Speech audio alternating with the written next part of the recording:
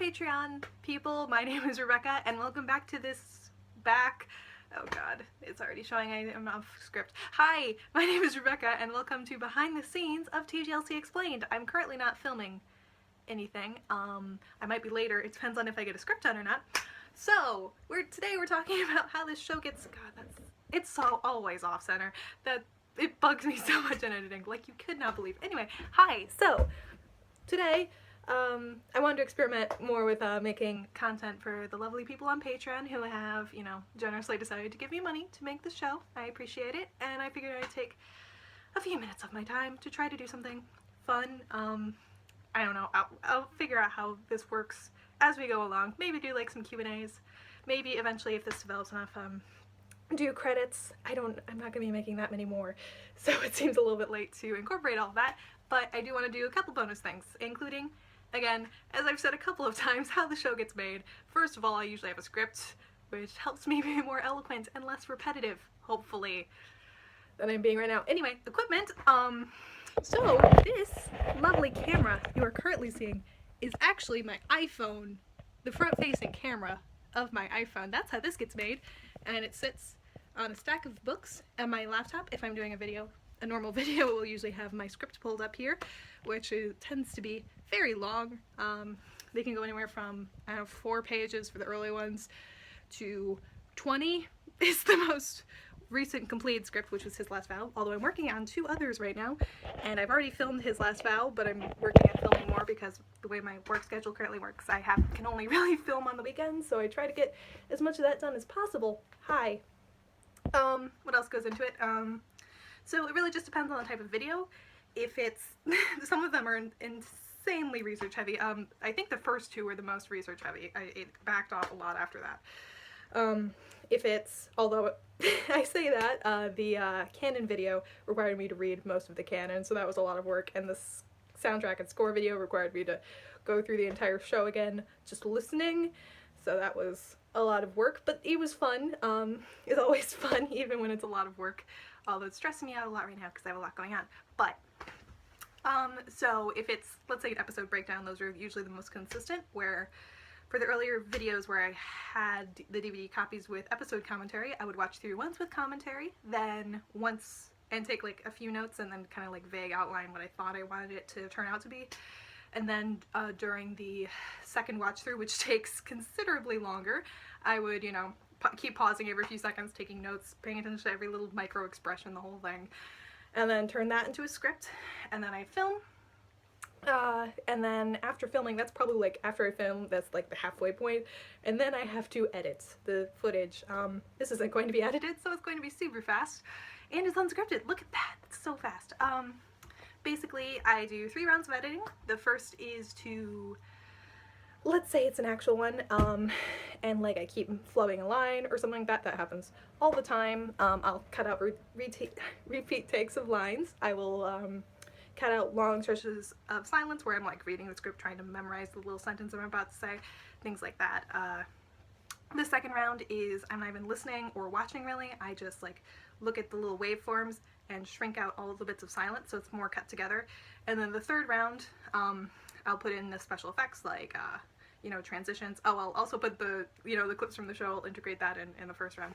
Sometimes I'll put like title effects in the first round, but I usually put it off to the last one. Make sure everything's in place, make sure when I was doing the silent round I didn't leave off a f or a j or b or n. That happens a lot. Those are the common letters for that. It sounded like probably I was swearing. I'm not. I mean, like I leave out part of the, so it sounds like on Watson instead of John Watson, like something like that. Happens a lot. And then I upload it, which tends to take a while, depending on the length of the video. I swear it's like exponential. Like the more minutes you add, like it takes so much longer. Other videos, I've picked out all of the topics before series 4 already. I did that in about June, I believe, May or June. I just worked out what I wanted to do for the rest of the year. Although I will say not the last 3 didn't change, but the last like 4 before that have changed since then, just because I've noticed new things that I want to do, a section focusing on those things that I noticed. And I think at the time I blocked it out. I wasn't fully on board with M theory. I hadn't read it, and I didn't know there was a way to access it still, so I just thought it was lost forever. But then I read it, and now I recommend you read it, because I almost missed my chance. Don't lose your chance. That's what I do to prepare. I'm like, how many times can I tell people to read M theory in this video? That was most of the preparation, was, you know, being in this fandom for a good couple of years before I started making videos, and just being aware of all the different theories and stuff. The most influential on the episode breakdowns definitely was the 2.0 reading, also by Louder Subtext and Television Natty, but that is not available for me to post, sadly, but that was extremely influential. Although I will say at the time I read it, I didn't, and I'm sure some people have this reaction to, you know, my videos, where I like thought it was like an amazing way to see this show, but I didn't see the support of it. And then I started watching it closely to make these videos, and I was like, it's all there. It's all there. Oh my god. So that was fun. Like, my understanding of the show has definitely deepened a lot making these videos. I've you know, changed my mind about some few things on record. It's just seemed like the most notable one was the Mary Morstan being the mastermind, which I used to think. I don't think anymore. What are some other ones? I think that'll come out in like the last, the third to last and the second to last video. Some of the things I've changed my mind on will come out in that one. It's all like pretty subtle stuff apart from the Mary thing. Sorry, Mary.